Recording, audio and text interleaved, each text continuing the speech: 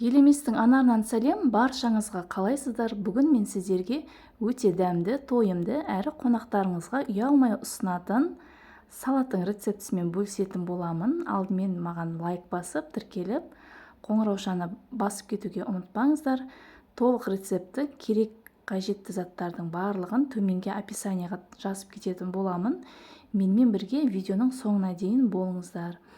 Ал ендеше бізге керек нәрселермен сіздерге таныстырып өтейін. Бізге салат жапырағы, баклажан, сәбіз, 2 қызанақ және де 2 сарымсақ қажет болады.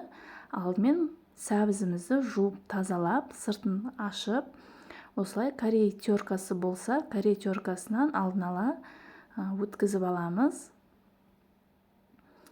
Міне мен бір сәбізімізді өткізіп алдым. Енді үстіне бір сарымсағымызды теркамыздың кішкентай көзінен өткізіп аламыз. Кейін үстіне паприка немесе қызыл бұрыш та болады. Қызыл бұрыш болса көп қоспаңыздар. Паприка және тұзымызды үстіне сеуіп, жақсылап араластырып аламыз.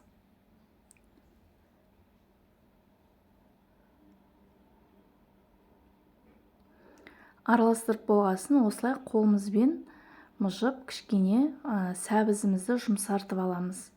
Басында жасасаңыздар да болады, қай кезде жасасаңыздар да артықшылығы жоқ. Болғаннан кейін бір шетке ысырып қоямыз. Енді бізде баклажанымызды осылайша кесеміз. Алдымен дөңгелектерге кесіп алып, кейін осылай ұзыншақ етіп турап аламыз.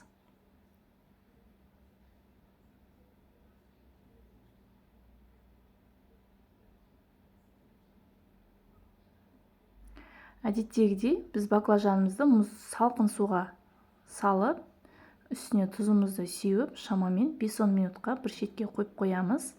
Келесі кезекте біздің қызанақтарымызды да дәл баклажанымызды турағандай етіп, тура солай ұзыншақ етіп турап аламыз.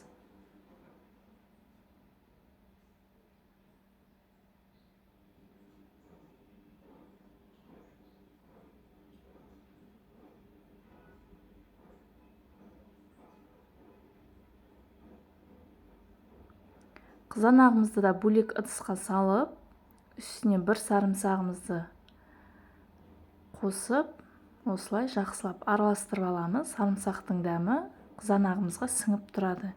Ендігі кезекте қызып тұрған майға манағы баклажанымызды суын төгіп, салфеткамызға кептіріп алып, құрғатып, қызарғанша екі жағын бірдей етіп, осылай қуырып аламыз. Бұл салат өте дәмді, міндетті түрде жасап көріңіздер. Барлығын қуырып болғаннан кейін, енді осы салат жапырағымызды осылай ортасынан 3-4 рет кесіп, ары қарай майдалап турап аламыз. Енді салатымызды жинауға кірісеміз. Осында өзімізге ыңғайлы әдемі ыдысымызға бірінші баклажанымызды, кейін майонезімізді осылай кондитерлік мешокқа салып алдым. Кейін үстіне сәбізімізді саламыз.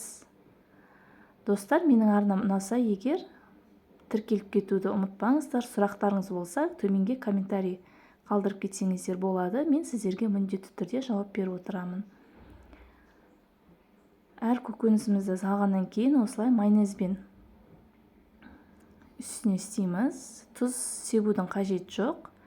Себебі бізде тұз сәбізімізге қосқанбыз. Кейін үстіне қызанағымызды саламыз осылай. Бәрін осы видеода көрсетілгендей рет-ретімен салып отырасыздар. Баклажанымызды да салып жібердім тағы да.